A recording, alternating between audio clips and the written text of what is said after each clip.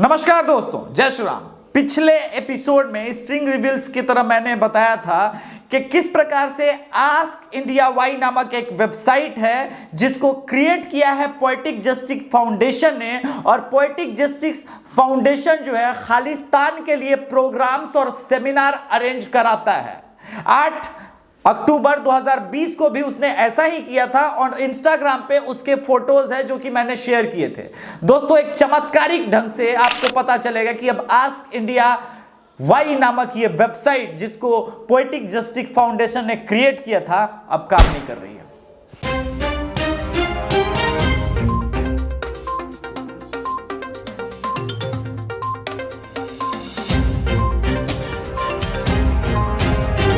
तो अब string reveal के वीडियो के बाद ध्रुव राठी एक 15 साल के बच्चे को धमका रहे हैं। स्ट्रिंग रिवील्स के उस वीडियो के बारे में ध्रुव राठी कहता है कि मैंने उस फेक न्यूज मेकर के खिलाफ कंप्लेन किया और वीडियो को डिलीट करवाया, और अगर तुम स्ट्रिंग को समर्थन दोगे,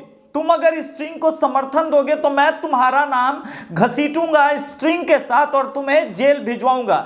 15 साल के बच्चे को यह सीधे सीधे धमकी दी जा रही है। अब बात करेंगे ग्रेटा टूलकिट में, जो कि मैंने बताया था कि आस्क इंडिया वाई एक नामक वेबसाइट क्रिएट की जाती है 26 जनवरी के पहले, और उसमें बताया जाता है कि परेड करना है, कैसे करना है, ट्रैक्टर मार्च किधर से निकलेंगे, वो सारी चीजें, सारी जानकारियां थी। पर उस वेबसाइट को क्रिएट किया था पोएटिक जस्टिस फाउंडेशन ने, और पोएटिक जस्टिस फाउंडेशन वो फाउंडेशन है जो लगातार खालिस्तानी एजेंडा को प्रमोट कर रही है। और ग्रेटा टूलकिट में उसी वेबसाइट का जिक्र था। ध्रुव राठी, हिम्मत है तो मुझे गलत साबित कर। आस्क इंडिया वाई ये ग्रेटा टूलकिट में वेबसाइट मेंशन था या नहीं था, और उसको क्रिएट पोएटिक जस्टिस फाउंडेशन ने किया था या नहीं किया था, और पोएटिक जस्टिस फाउंडेशन खालिस्तान और प्रो खालिस्तान के शोज ऑर्गेनाइज करा रही है या नहीं करा रही है। और अगर करा रही है, और पोएटिक जस्टिस फाउंडेशन ने आस्क इंडिया वाई नामक वेबसाइट बनाई थी और उसी वेबसाइट के थ्रू पूरा ग्रेटा टूलकिट में पूरा मेंशन था कि कैसे क्या करना है, तो क्या उखाड़ रहे हो? क्या केस करोगे? क्या केस करोगे? स्ट्रिंग को छोड़ो, मुझे बताओ तुम पे क्यों ना केस होना चाहिए कि 15 साल के बच्चे को तुम धमका रहे हो कि अगर वो स्ट्रिंग को समर्थन देता है तो तुम उसका नाम घसीटोगे स्ट्रिंग के साथ। और ये पहली बार नहीं है दोस्तों। मोहम्मद जुबैर का नाम लेना आवश्यक है। मोहम्मद जुबैर अल्ट इंडिया का को-फाउंडर है, अल्ट न्यूज का को-फाउंडर है, जिसको रवीश कुमार प्रमोट करता है। मैं आपको बता दूं कि वो पहले ही बच्ची के लिए डॉक्सिंग करते हुए उस पे केस रजिस्टर्ड हुआ है। दोस्तों, जो आपको दिख रहा है कॉन्स्पिरेसी, उससे कहीं ज्यादा बड़ी है। इकोनॉमिक्स टाइम्स कहता है कि इस किसान आंदोलन से भारत देश को 70,000 करोड़ का नुकसान होगा। कितना नुकसान होगा? 70,000 करोड़ का नुकसान होगा। ये तमाम मैग्सेसे अवार्डधारी से लेकर के ध्रुव राठी हो या दवायर वाले भारत की अर्थव्यवस्था का रोना रोते हैं। मगर इसी रवीश कुमार का एक मैं वीडियो दिखाता हूं, और योगेंद्र यादव का, जो कि इस मंडी व्यवस्था के खिलाफ है, और आज दोनों 140 से ज्यादा एपिसोड कर चुका है। और दूसरा योगेंद्र यादव अपनी स्वराज पार्टी, जिसके मुंह पे भारत की जनता ने 2019 के चुनाव में थूक दिया था और नोटा से कम वोट मिले थे, वो आज किसान आंदोलन में बढ़ चढ़ के हिस्सा ले रहा है और कह रहा है कि ये मंडी को खत्म करने का सोच है, ये बिल जो है मंडी व्यवस्था के खिलाफ है। पहले दोनों वीडियो सुन लीजिए।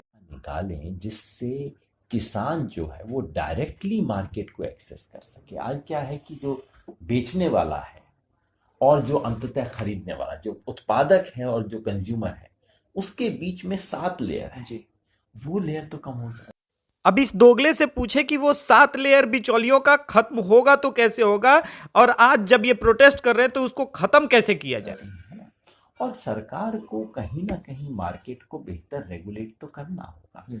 आज इस सब चीज की मार सिर्फ और सिर्फ किसान पे पड़ रही है। उस सिस्टम को रोकना कि मतलब वो रूट कॉज जो है, एक तरफ किसान भी मर रहा है और दूसरी तरफ कंज्यूमर भी मर रहा है, और दोनों को मारने के लिए जो जिस इंस्ट्रूमेंट का प्रयोग सरकार कर रही है, वो बीच में मिडिलमैन का जो इंस्ट्रूमेंट है, तो उसको क्यों ठीक सरकार मिडिलमैन का प्रयोग कर रही है या मिडिलमैन सरकार का प्रयोग कर रहा है पता नहीं है।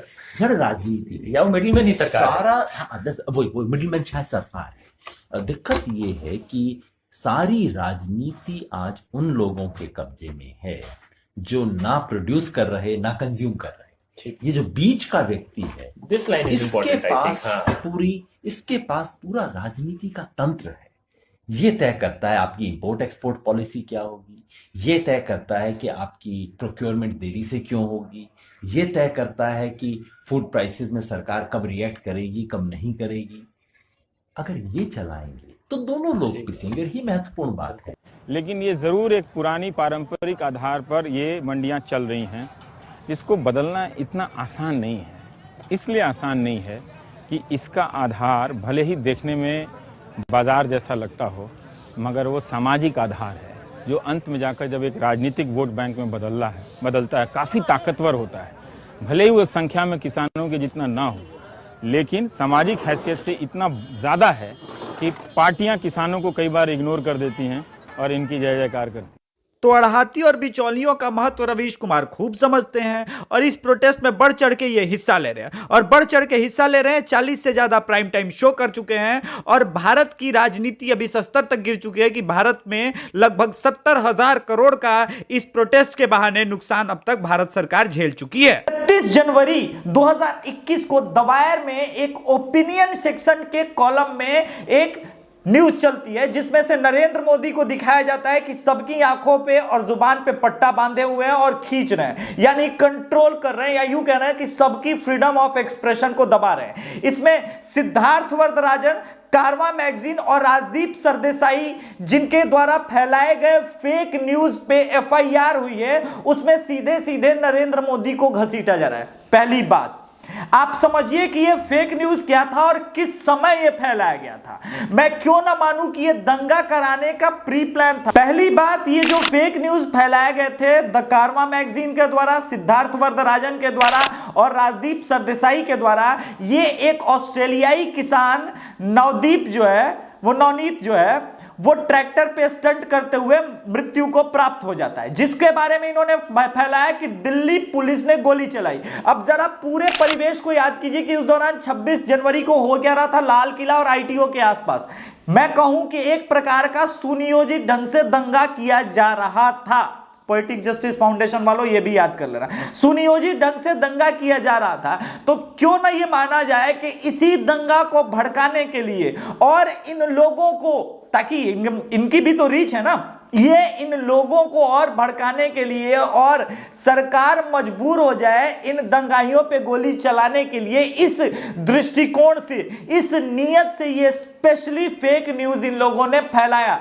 और एक बात बता दूं, ये चूके नहीं है। इसके बाद इन्होंने अपने फेक न्यूज को डिफेंड करने के लिए कहा था कि नहीं, ये तो पोस्टमार्टम रिपोर्ट में आया था कि गोली लगने से मौत हुई, जबकि डॉक्टर का कहना है कि ऐसी कोई रिपोर्ट मैंने बताई ही नहीं, ऐसी कोई जानकारी कभी किसी को दी ही नहीं थी। तो चाहे राकेश टिकैत हो, योगेंद्र यादव हो, रवीश कुमार हो, या कांग्रेसी हो, शरद पवार हो, ये सब लोग, या अकाली दल की हरसिमरत कौर बादल, इनका वीडियो लास्ट में चला देता हूं, इन सब लोगों ने कभी ना कभी मंडी सिस्टम की आलोचना करते हुए उसमें नई व्यवस्था लाने की बात की थी, जो कि मोदी सरकार लेके आई है। लेकिन इस विरोध का मुख्य मुद्दा यह है कि भारत की जीडीपी रिकवर न कर पाए। इस कोरोना के बाद भारत सरकार जो अर्थव्यवस्था को पटरी पे लाने की कोशिश कर रही है वो वापस ना आए। तो कैसे किया जा सकता है? लगातार आंदोलन किया जा सकता है, बिना प्रोटेस्ट के, बिना सड़क को जाम किए ये सारी चीजें नहीं हो सकती। और इसी चीज को लेकर के विपक्ष के साथ ये तमाम मीडिया हाउसेस मिलकर काम कर रहे हैं, भ्रम फैलाने का काम कर रहे हैं। और इसी भ्रम के खिलाफ हूं मैं।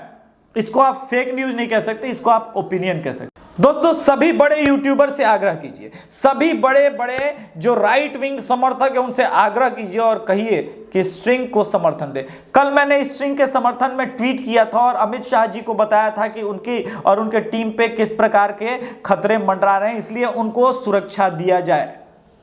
ट्वीट पता है 1500 से ऊपर बार रीट्वीट हुआ है। जय श्री राम।